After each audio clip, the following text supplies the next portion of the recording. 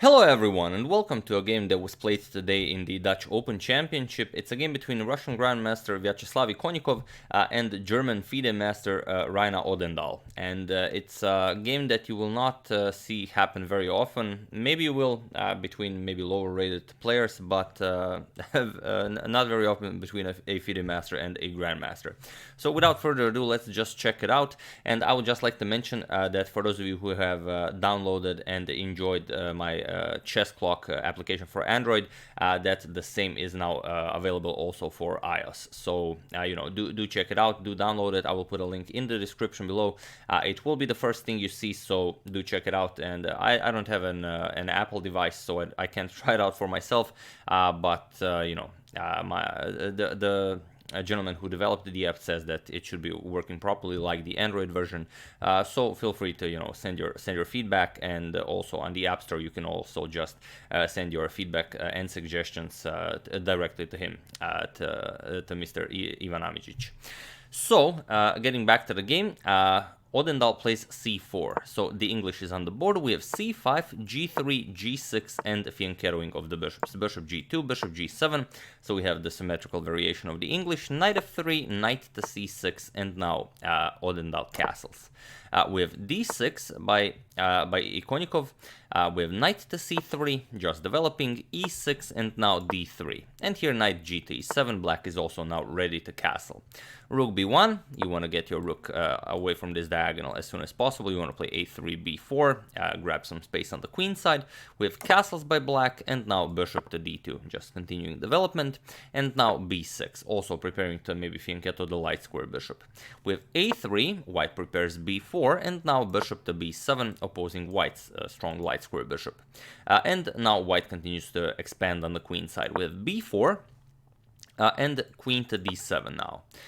Queen to a4, there's no really threat with this queen to a4 move, but you can't really move your knight since your queen here is unguarded, and well, the bishop is also here, so if you're not careful something could happen, but there is no actual threat at the moment. So black just continues h6, and now there is one game in the database where rook f to d1 was played, but here we have rook f to c1 by Odendahl, and it is now as of move 13 that we have a completely new game on our hands. So black continues with g5. He wants to play g4, cause trouble for white on the king side, and now we have e3. We have rook f to d8, and now comes h4. Just trying to take advantage of the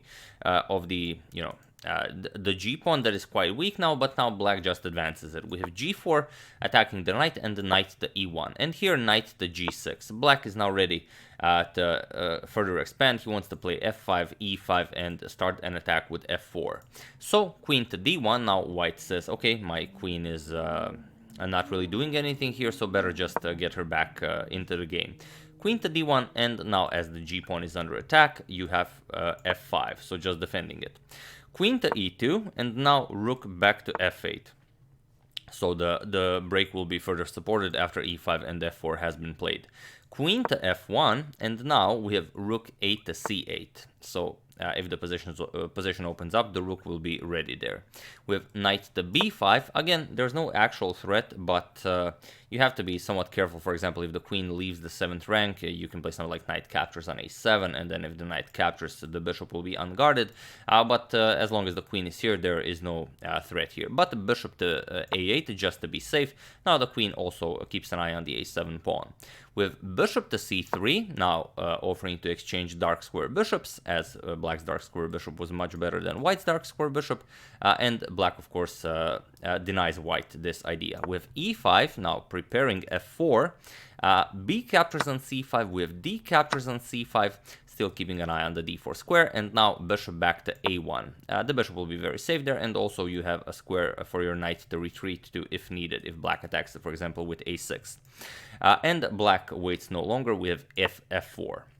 So now what do you play? You don't really gain anything by capturing. If you capture, black just recaptures, and then, well, again, f3 can be played, pawn captures, and g3 can be played, and even after, let's say, check, king h8, and now a nice trade of bishops, you still have problems here. You don't really have a good way to deal with this. Black will capture on g3 and open up, well, the safety of your king. So after f4 we have bishop to d5 check first, king to h8, and now comes queen to e2. So what do you play here with f3? Just grabbing more space on the king side, and now you can already see that there are some ideas on the king side. With queen to c2, now getting the queen out of the way. And here, what do you play? Here, knight g to e7 was played, challenging the bishop on d5, but also possible was just knight captures on h4. After g captures knight e7, now you create this threat with the light square bishop, and after bishops are traded, then you continue playing the game. Whatever white plays, let's say you want to bring a knight into the game, g3 is the idea. Now the queen can come over to h3, you can capture on h4, start pushing the h-pawn. It's going to be very dangerous. But black decides to further prepare this with knight to e7, bishop to e4, and now knight to f5. So the idea is still there, only now white gets to eliminate the knight first. So bishop captures with rook captures, and now knight back to c3. But now rook back to f7, clearing the f4 square for the other knight. Now the idea is knight e7 back to f5, and now white will have some issues dealing with this knight. So what do you play here? With knight to e4, and here black continues with his plan, knight to e7. With rook to d1, still white is dreaming of pushing d4 at some point, but it's very hard to imagine how such a thing could happen. With knight to f5, again positioning the knight perfectly, and now queen to b3. Queen to b3 probably with an idea of knight to c2, and then from c2 the knight will also be supporting the d4 square. So here white really wants to push d4, as it is the only breakthrough white can make in the position. So rook c to f8, now black doubles up on the f file, so you can already feel that something is really cooking on the king side. With knight to c2, now really preparing d4, and now black waits no longer. With knight captures on h4, g captures on h4, and now g3. Already the idea is queen to h3, followed by queen to g2 checkmate. So white of course doesn't want to mess up his pawn structure. He plays knight captures on g3, and we have queen to h3. And here, knight to e1. This is the only move that prevents checkmate. Queen g2 is the threat, so knight e1. Now here, feel free to pause the video and find the best move for black. And really, it's really a crazy position. While I give you a couple of seconds. For those of you who found queen captures on g3, congratulations. That is exactly the move that Vyacheslav Ikonnikov played, and he decided to finish the game in great style. And indeed, he played queen captures on g3, and it was in this position that his opponent Reiner Odendahl resigned the game. Now, what's weird about this is that queen to g3 doesn't actually win the game. You can win the game in for example, by capturing on h4, and then okay, you can move the queen to g5 and start pushing your h-pawn, and this is a clean win for black. But after this queen captures on g3 move, it doesn't matter since his opponent resigned, but this actually loses the game for black. Now, it's very interesting what Mr. Odendahl saw in this position that he decided to resign. It is a very nice position for black, but still, if you don't have mate or some significant material gain, it's just a blunder. You've just blundered the queen. So here, what happens if the queen is accepted? Of course, you don't have any other options. If you don't accept the queen, you're getting mated. So pawn captures on g3, and now, of course, black's only idea to continue the attack is f2 check. Now, of course, you have to go king f1. Otherwise, if you go, for example, h2, then just pawn to f1 brings another queen into the game. So you have to go king f1. Now you get pawn captures knight with check. Getting a queen into the game, king captures on e1, and now how do you continue the attack? For example, if you continue rook f1, king d2, you have rook f2 check. Now the king starts running away, king to c3, and now okay, you even have a discovered check e4, but now white defends with d4, with pawn captures with check. Now you don't want to capture here to allow any rook to f3 ideas, so just run away with the king, king to b4. Now you get bishop to f8 check, and you play c5 now. And after b captures on c5, you just play king to b5. there are no more checks, and here you are just down a queen. There's no way for black to continue the attack, and as soon as white gets a move in, it's going to be just over, and there's no way to prevent the trade of rooks, and it's over for black. So it's really amazing. I mean, it's quite a king walk, but like I said, if you don't have mate, it's just a blunder. Another idea, for example, after king captures on e1, after this line, you could try something like bishop to c6 to prevent this walk and the king coming to b5. So, for example, if you had a rook f1 now, things maybe would have been different, but still, the white king can still just hide on c1. For example, you can immediately start running away, king to d2, rook f2 check, king c1. There are no more checks. The attack is over, and well, that's all there is.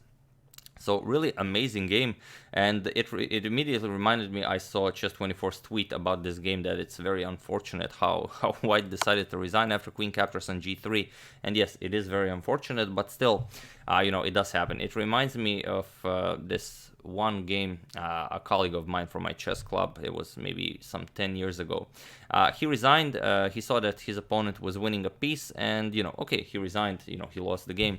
And then after, when I was, you know, just going through the games that some of my colleagues from my chess club played, I found that game and I decided to see it, and I was like, whoa, okay, yes, he loses a piece, but he has mate in 5. So it's not, you know, identical situation, but it's you should never trust your opponent. I don't know. What are your thoughts on what happened here? Why did he resign? Did he just decide to trust the Grandmaster? As he was completely lost in this position, so maybe when the Grandmaster played queen captures on g3, he just decided, yeah, okay, I even didn't consider this, better just resign. Maybe there was a lot of audience, maybe, who knows what. I think at the moment this was played, he had over 4 minutes on the clock, so I think there was the possibility of actually calculating it out. It's really just incredible that such a thing can happen in a game between a FIDE master and the Grandmaster. But yeah, really just insane. I do hope you enjoyed it. I'm sure Mr. Reiner Odendahl didn't. And yeah, if you wanted to check out the agadmator chess clock, it is now available for Apple iOS. So do check it out and give us some of the feedback. As like I said, I haven't tried it yet. I have no idea if everything is working properly. And also, I would just like to mention, it's a version for the Apple smartphone. It's not yet available for the iPad. It will be in some 10 days. So I've been told.